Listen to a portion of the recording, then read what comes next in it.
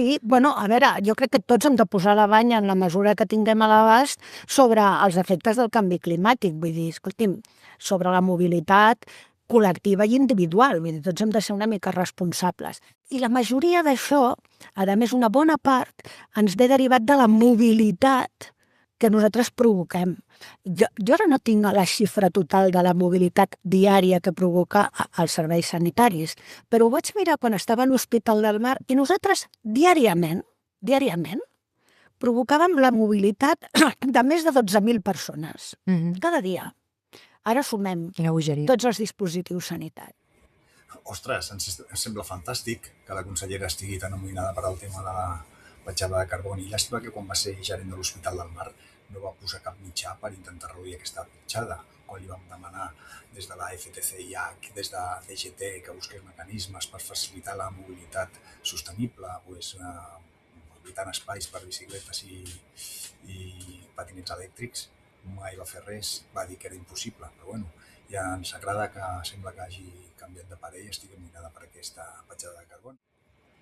Per altra banda, també ens crida poderosament l'atenció com encaixa el fet de voler reduir la petjada de carboni amb el fet de voler externalitzar i emportar-se el servei d'esterilització al Vallès Occidental, el servei d'esterilització de l'Hospital del Mar, a la Barceloneta. Ara el tenim aquí, ho fem aquí, movem aquí, no s'ha de desplaçar. El fet de portar-se al Vallès Occidental, doncs això comportarà viatges d'anada i tornada amb material cap amunt i cap avall, el que això pot suposar de petjada de carboni. No sabem com encaixa una cosa amb l'altra. Mira que hem intentat, més enllà de la perversió d'externalitzar un servei que funciona magníficament dins de l'Hospital del Mar. Però bé, ideologia, diuen què és. Si integréssim serveis que ara fem dispersos per separats, com les esterilitzacions, com els laboratoris clínics, etc.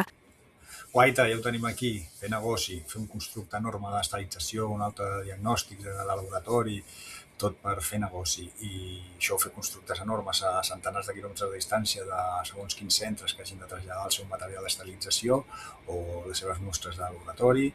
No sabem com encaixa això amb la seva lògica de que això reduirà la petjada de carboni. Però bé, business, amic, són els negocios. Bé, i tot això deixant de banda el que el Parlament ja va aprovar fa 4 anys, que deia, va aprovar aturar tots els processos d'externalització i parla inclús concretament dels serveis d'esterilització quirúrgica. Doncs bé, aquesta dona es passa al Parlament pel forro, tira pel dret, quan era gerent de l'Hospital del Mar i ara sent consellera, doncs encara amb més força i més empenta.